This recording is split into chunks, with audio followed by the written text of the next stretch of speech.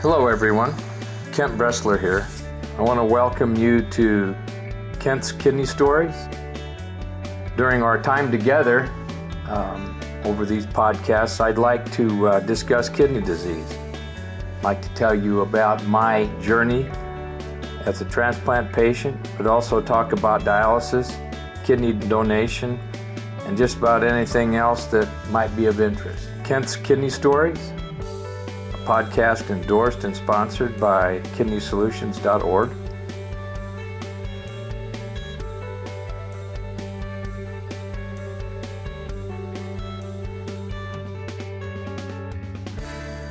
Hello everyone, this is Kent.Bressler, and I'm ready to podcast.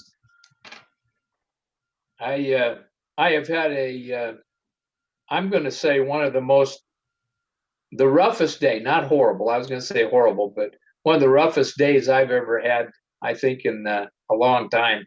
And after I have a little prayer here with you, I'm going to just lay it all out in the line so you can tell me, don't worry, Bress, it's okay. Don't worry at all. Okay, here we go. Let's pray. Heavenly Father, each day is a struggle against sin and temptation.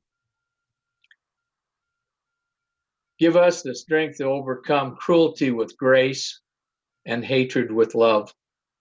God, remind us that our actions matter. We do not fight a physical battle, but a spiritual one.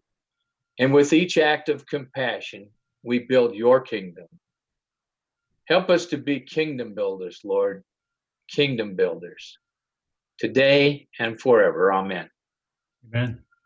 Okay, so I'm gonna just kind of preface my. I have a great guy on today. Somebody I've been waiting for a long time to talk to.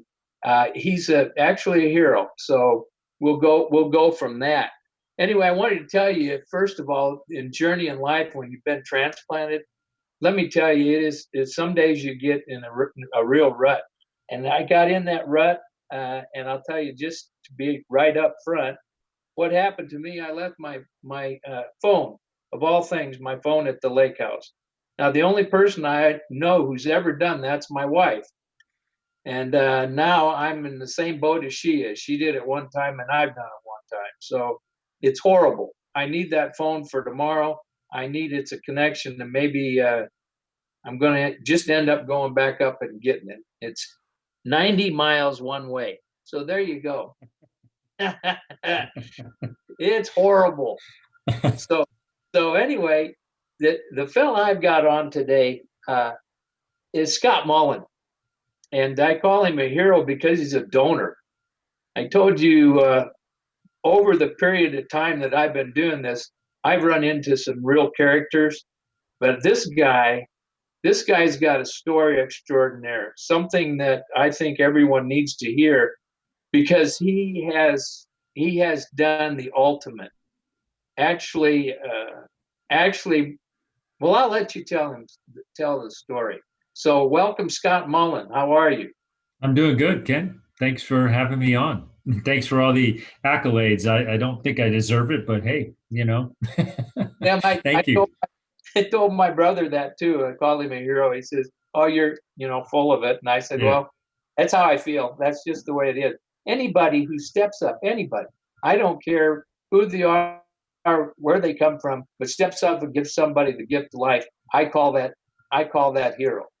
Now, I know how your feelings are, and hope we can find out what that's like today, because Sure. your story about how it worked, how this all played out is, and I'm going to just let you go ahead. And if I giggle and laugh and break in, you'll just don't lose your train of thought. But I'm going to turn it over to you, man. Tell us what's happened. I know you're very Okay. close with my good friend Jason, so let's do this. Okay, well, I can tell you, and interject at any time, and kick me back between the rails, if I wander off into the weeds or something. Stand your lane. Yeah, I'll stay in my lane. The story of me as a donor, right? I'm trying to think about how it would really begin.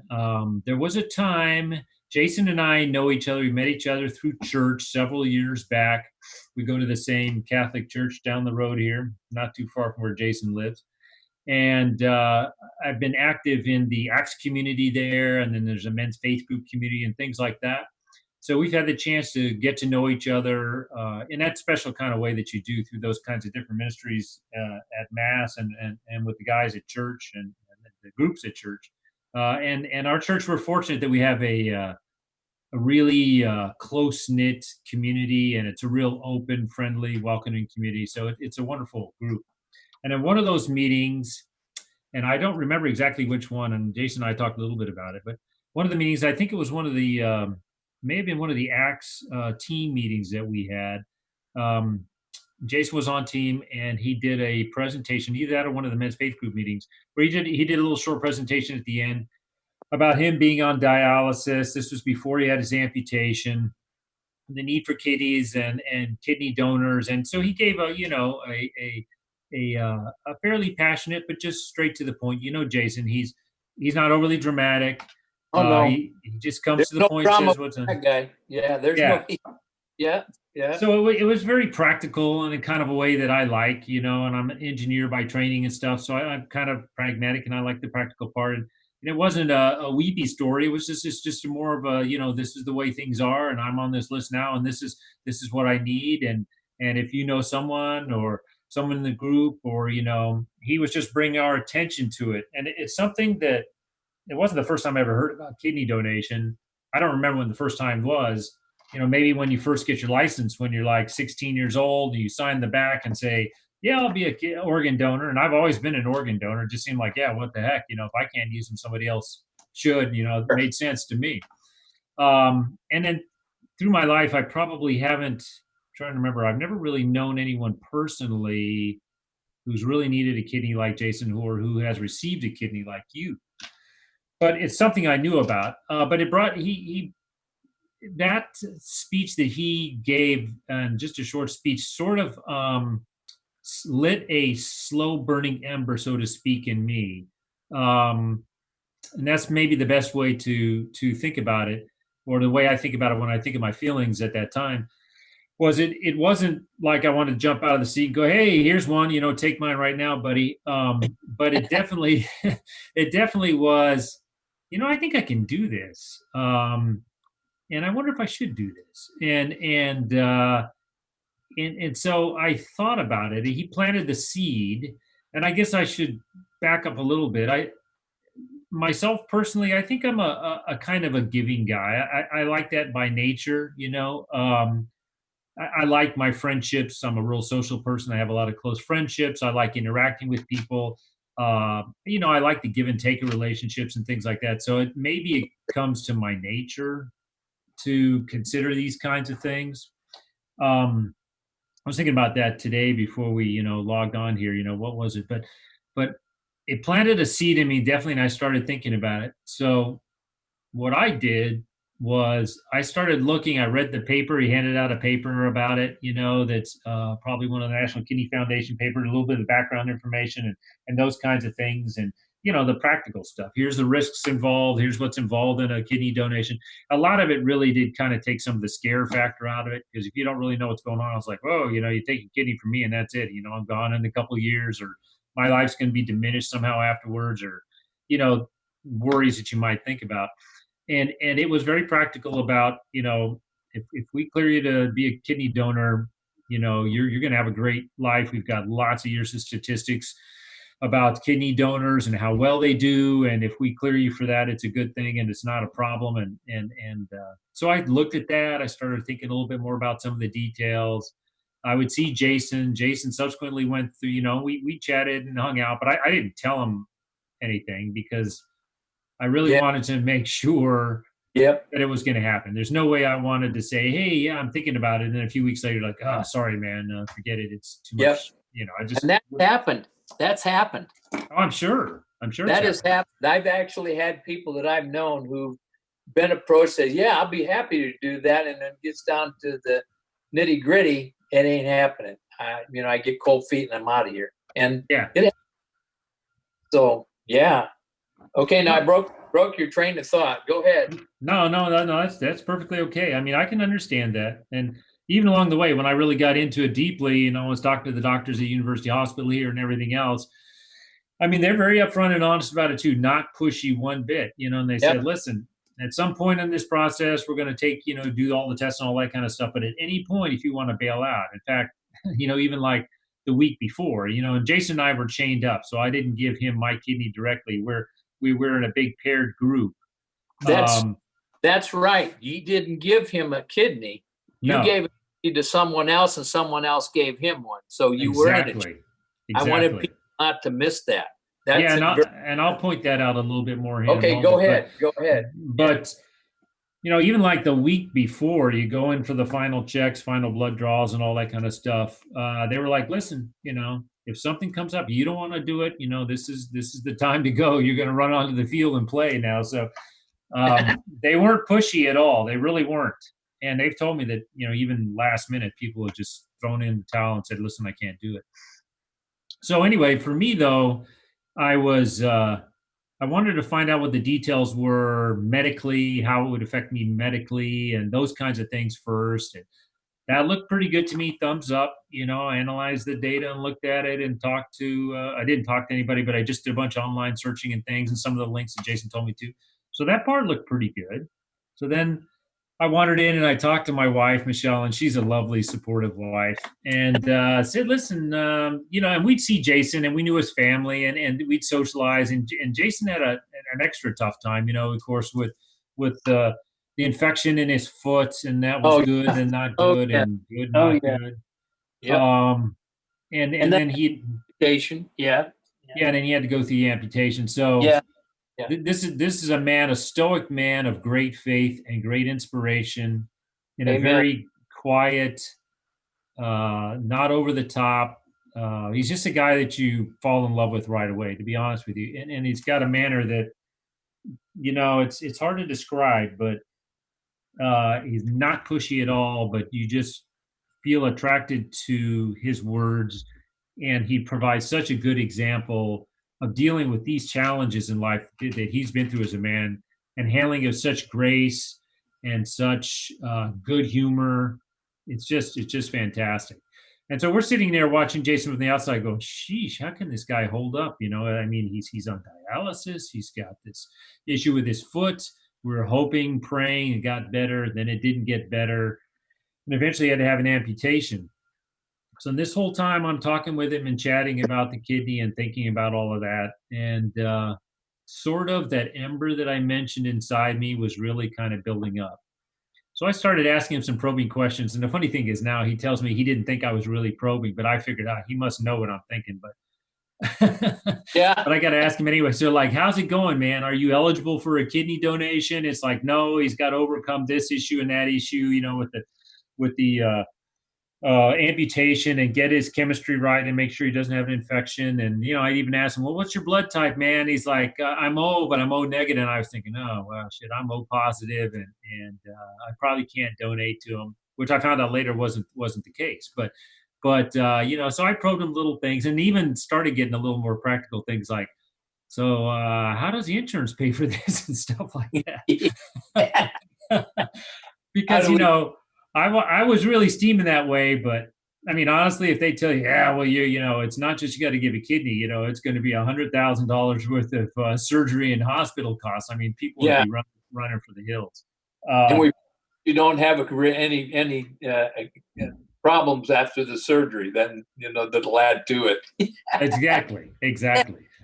But all those things are good. No, it's taken care of, whether you're on Medicare or whatever. It's the recipient takes care of that, and they treat you golden. Let me tell you, through this whole process at the hospital and all the blood draws and all, like I would tell Jason, like you were saying, when I'd pull in for the visits that you'd have to do and the checks and all that, and, you tell me I'm here in the transplant area, I'm a kidney donor. They go, okay, and they kick you right to the front of the Oh yeah. line, and Yeah. everybody's smiling, and the Things right. doctors, the nurses. Yeah.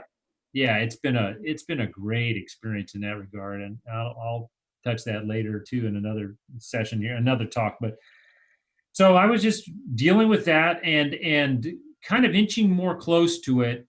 And I had to get some things arranged too with my schedule at work, and I was thinking about this really super heavy, busy project schedules and stuff I had. And it's like I really can't afford to take the 2 weeks off and all.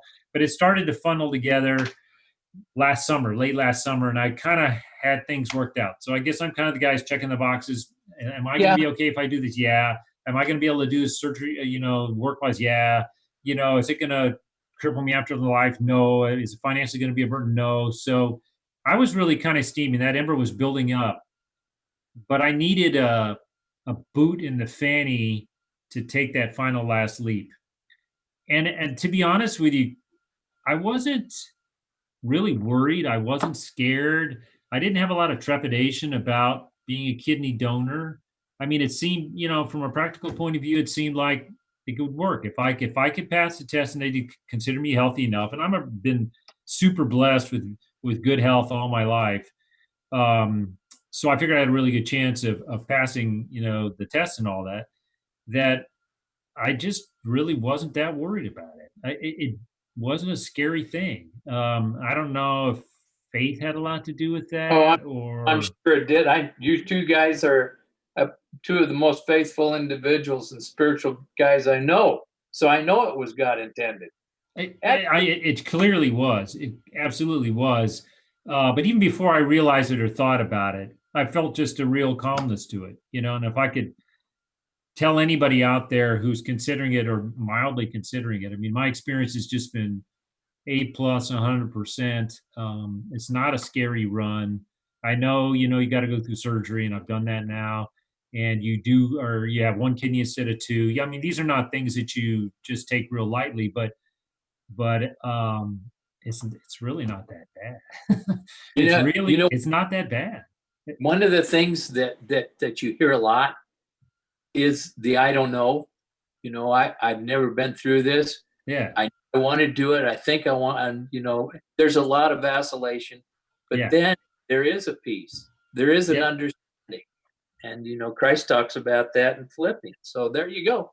I mean, it's a peace that passes all understanding. And you had it. And so I did, and I just didn't appreciate that much. I yeah, did, and I still have it to this day, and it sailed through solidly all the way. yeah, yeah. And look at the outcome. I know. Yeah, and the blessings have just been, God, just incredible for me as a donor. The blessings that I received, Oh yeah. um, and still receive. I mean, Jason and I, we talk to each other, we text each other, we call each other. The circumstances, somebody comes up to you and talks to you and finds out that you're a kidney donor, or or those kinds of things. Just people coming out of the woodwork, Yep. and the blessings, and the encouragement. It's just been phenomenal. I've given up a kidney, quote unquote, and I have. But I told Jason this, and I firmly, absolutely believe this. I have received 100-fold payments for my gift. No, I'm serious. I know. Just the blessings in my life, and the I'm so people. happy.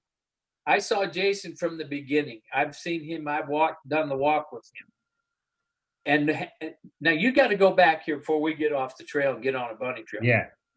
This is not, we did this today and then tomorrow we did this. This got hijacked by COVID, right? Oh, absolutely. Right. Okay. So tell me how that played out, because usually these donations on a chain will happen reasonably within a short period of time, maybe even on the same day. But this one didn't, did it? No, it didn't.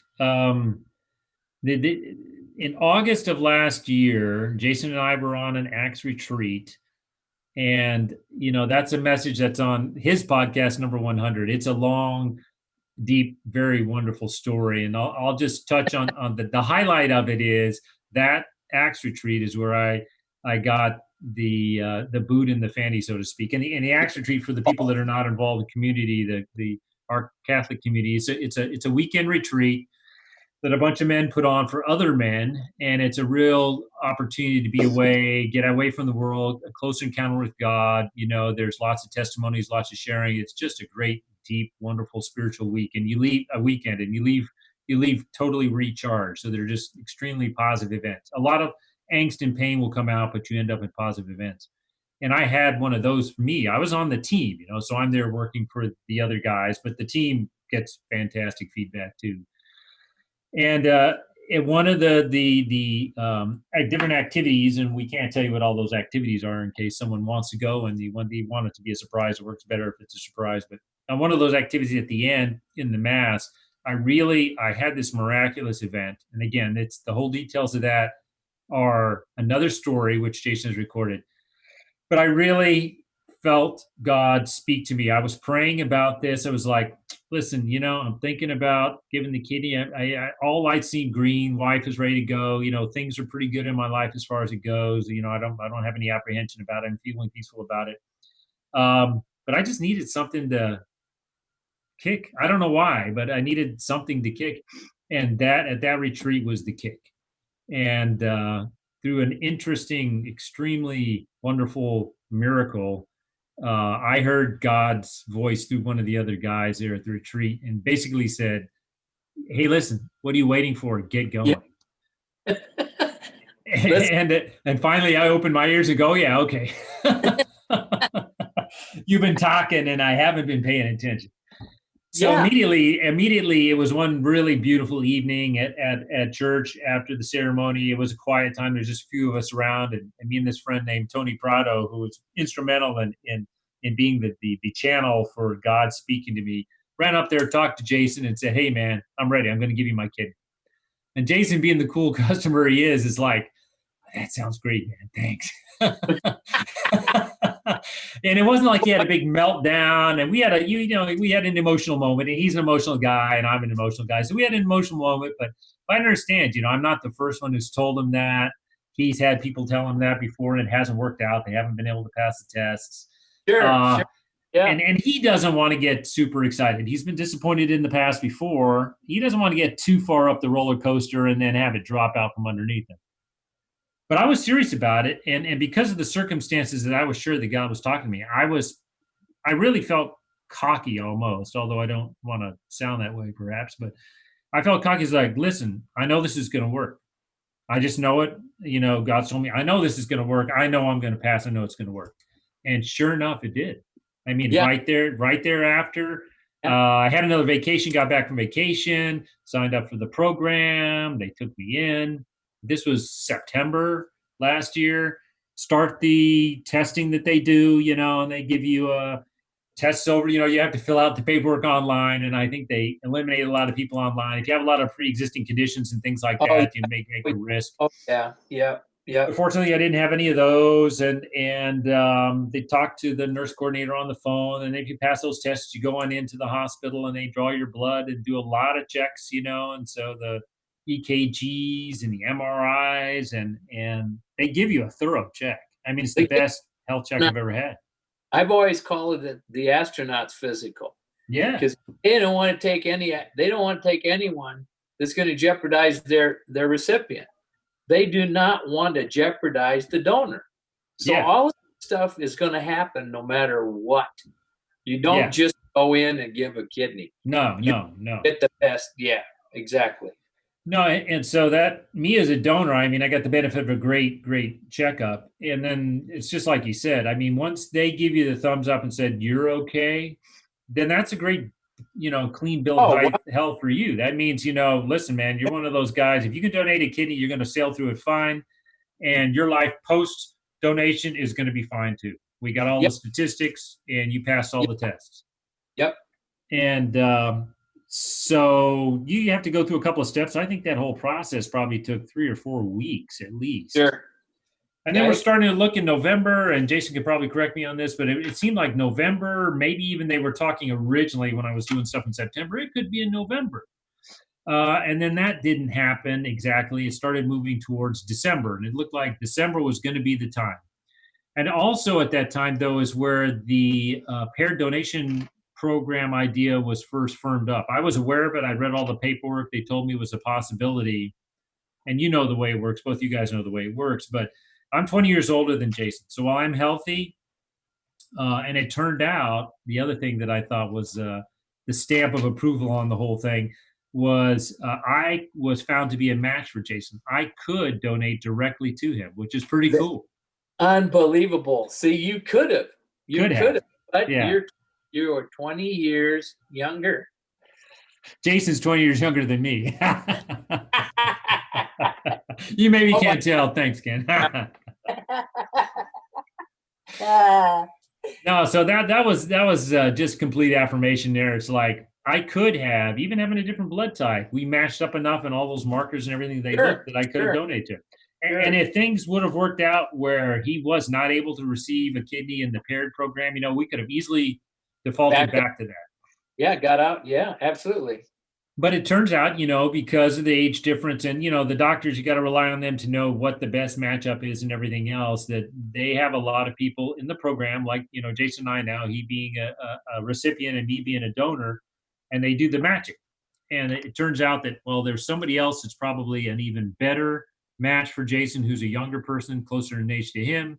There's somebody else that I could donate to that's better for me. And they put us in Yeah. that group.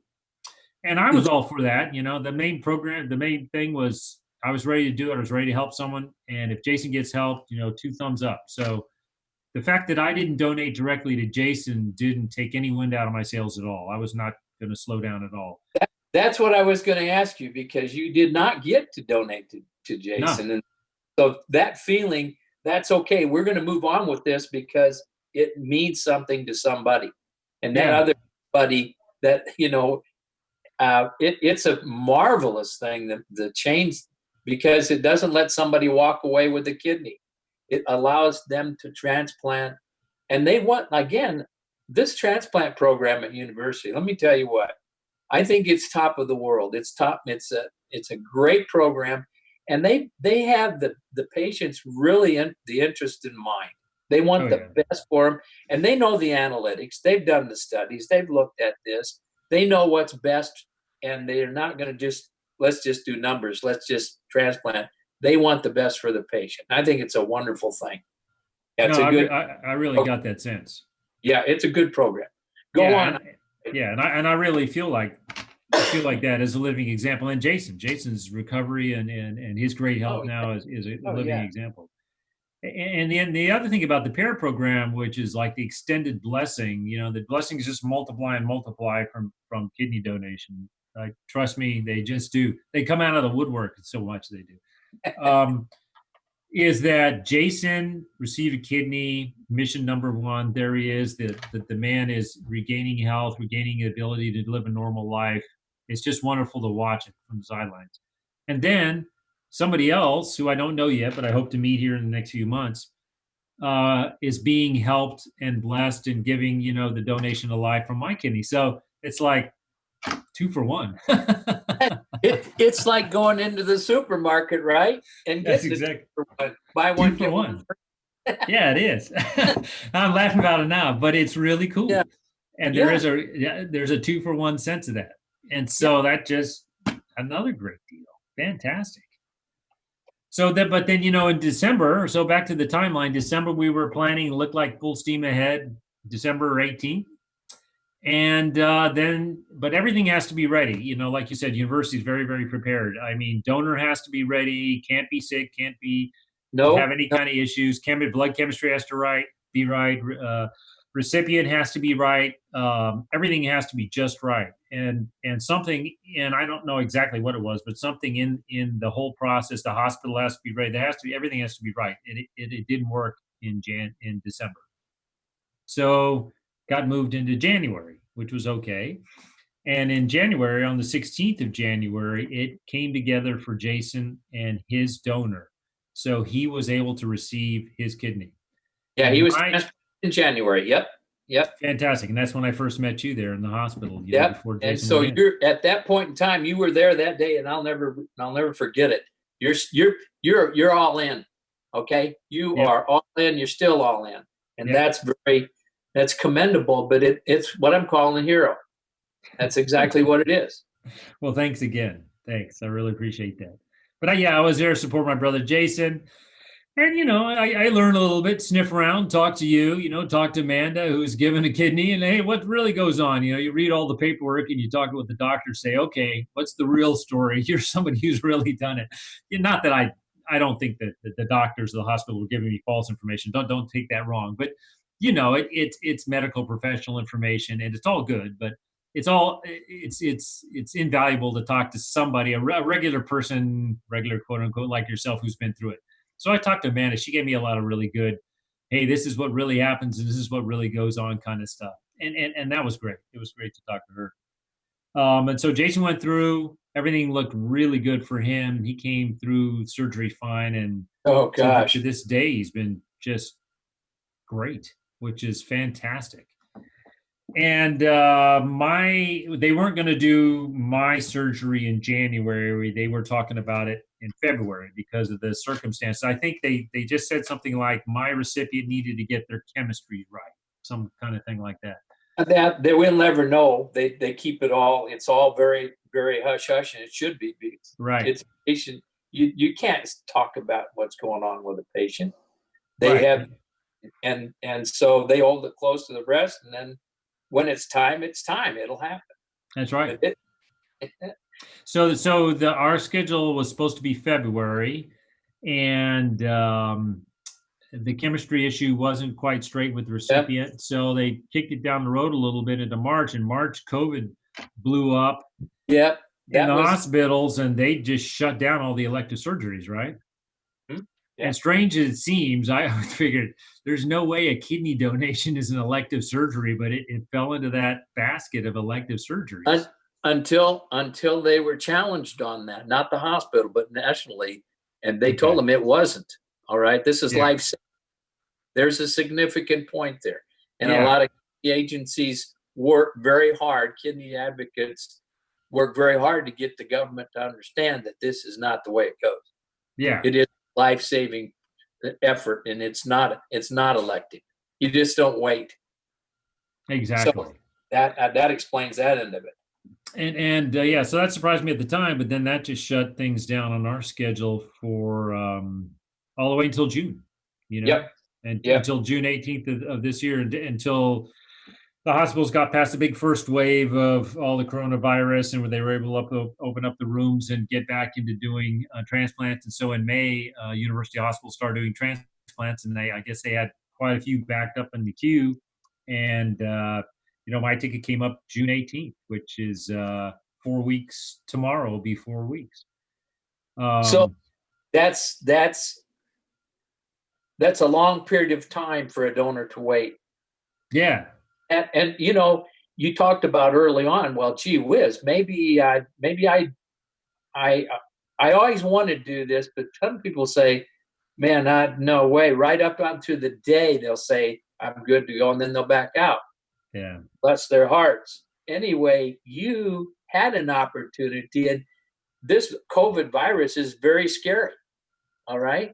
yep, But you realized, and I give you credit for your character and your faith, that you decided, no way, this is going to happen. I'm committed, and it's going to happen, whether it happens now or in June, or maybe it's going to be another 3 or 4 months. But you were going to be there for that recipient. Hero. yeah. That's put it in a nutshell. That's basically, yeah. I never did think at any time that I was not going to do it. I didn't. Honestly, I didn't. Um, there would have been all kind of bad karma from that. but but Yeah. but besides that, um, it was like it was just the right thing to do, a real commitment to God. I listened to what God said to me, and I wasn't going to back out of that. And I did still feel that faith, I mean, that peaceful sense about the whole thing.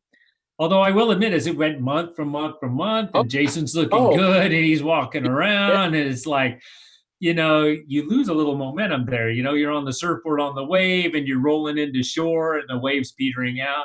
And so there's the yeah, natural emotions that come along. It's like, this wave is slowing down, and things are changing, and but I wasn't gonna quit it. But you could feel all the emotional surge from being around him at the time of his surgery, which was the yeah. main goal number one, and all the wonderful blessings and charms coming out of that, and the outpouring of just great feelings from many many different sources. It's sort of weighing down a little bit. But then when late May came by again, checked me out again, had to go back for more blood tests because it'd been 3 months or 4 months since my Sure, last blood test and sure. all that. Then you start ratcheting back up, and it was full steam ahead. It was full steam ahead.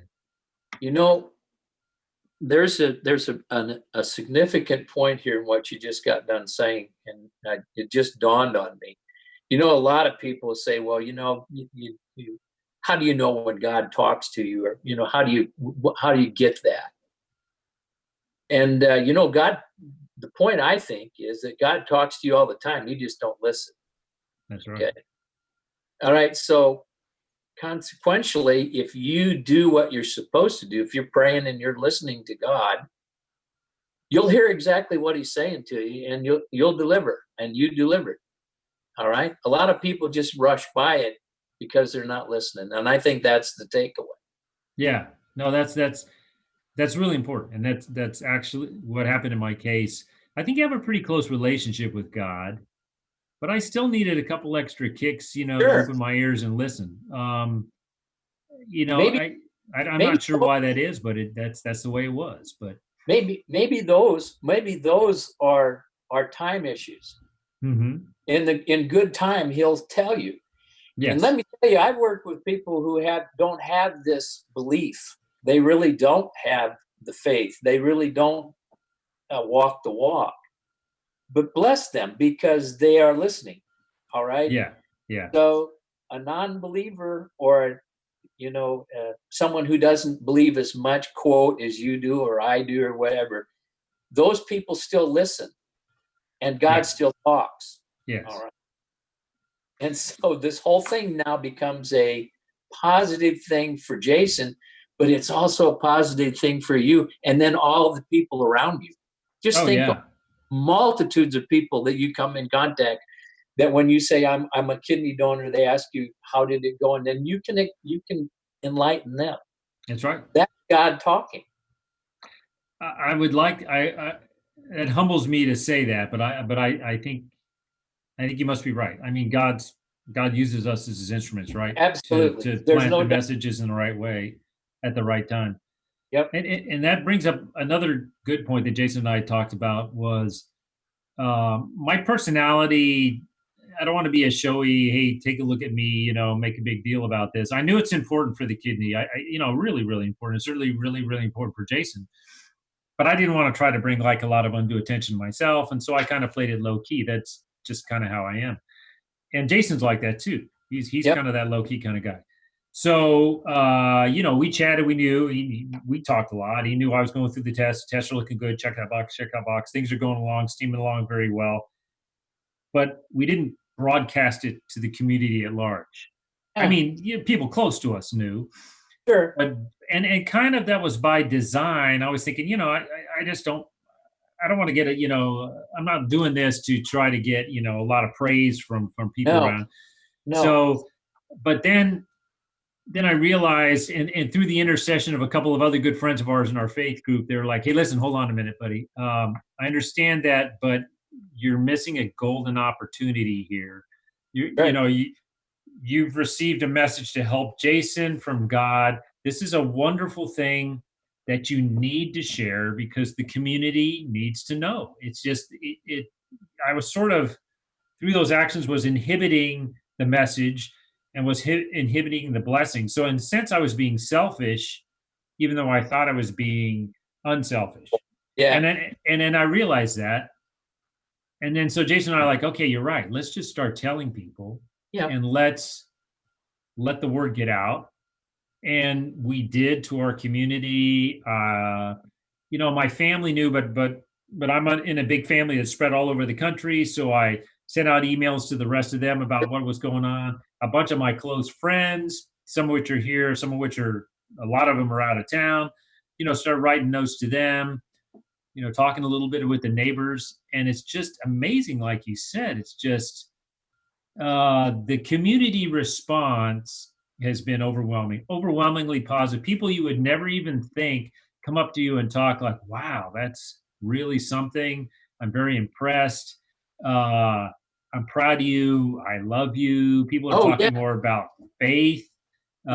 Uh, it's just incredible. I mean, like a story that I'll tell you real quick. That it's a funny one is Jason, the night before I was going to go into surgery, because of all the COVID stuff and all the social distancing, he organized a surprise special neighborhood serenade from a bunch of folks in our faith community. So I'm sitting next to my mailbox in front of my house at 7 o'clock at night, and opposite on the other side of the street is like 60, 70 people that I know that have come out to sing and to wish goodwill to me. And it was just fantastic, just fantastic. Just one of many other fantastic things. And the other thing, though, that was interesting about that was it brought my local neighbors in. They're like, "What's going on? What's the Yeah, party in the street? yeah, What are people doing?" There was guys in the band that were playing, and so we were singing. yeah. So it was just a great. It was like a festival, you know. San Antonio loves a festival, right? Well, So my that's neighbors are popping out, and it's so great to see the faces of our neighbors because a couple of the ones very close I told, but several of the other ones didn't know, and they were like, "What's going on?" and all that was really cool. And so that occurred right before my surgery, and it was great. It was just the outpouring of people. which was how much time between when Jason was transplanted again? Was it 3 months? You waited? Jason transplant January, this big fiesta, and my surgery June. Yeah, So we're talking about 6 months. 6 months, not three, Yeah, 6. so a long time. So, and then the other interesting story along with this that's kind of on the sidelines is I'm out after the surgery. I'm at home. I'm out moving the trash cans and stuff in the front yard, and there's the guy who does the yard for my next door neighbors in his truck, and I know him. His name is Moses. He's a real interesting guy. He's kind of a man's man kind of a guy, and then works with his hands out in the field kind of guy. And I see him and I wave to him, and he waves me over to his truck. So I go over to his truck, and he goes, "Did you donate a kidney?" And I'm looking at him like, "Yeah, how did you know?" You know, like out of the blue. I don't know this guy that well. You wave to him every Yeah, week when he comes by. yeah. And so it turns out that he was talking to the neighbor who was talking to the other neighbor, and the story of me kind of goes down the street away, and he's talking to him. And the interesting thing was, I'm looking at this man. I don't really know him that well. I'm looking at his eyes, and he's kind of getting emotional. And you know, he was really thinking about it. It wasn't just like, "Oh yeah, I heard that story. Yeah, that's cool," and they go on and Yeah, do the next thing in life. It's like, "Wow, you really did that." And I was yeah. like, "Yeah, I really did that." And he's just, you can tell the wheels are turning in his mind, and he's just thinking, and you know, who knows? He'll go tell somebody who will tell somebody and inspire somebody else. But it's just like this guy that I see on the street.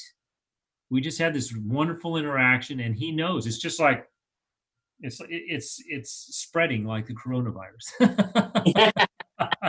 a Except good we don't way. want people Yeah, to yeah. socially distance. We want people You know, close together.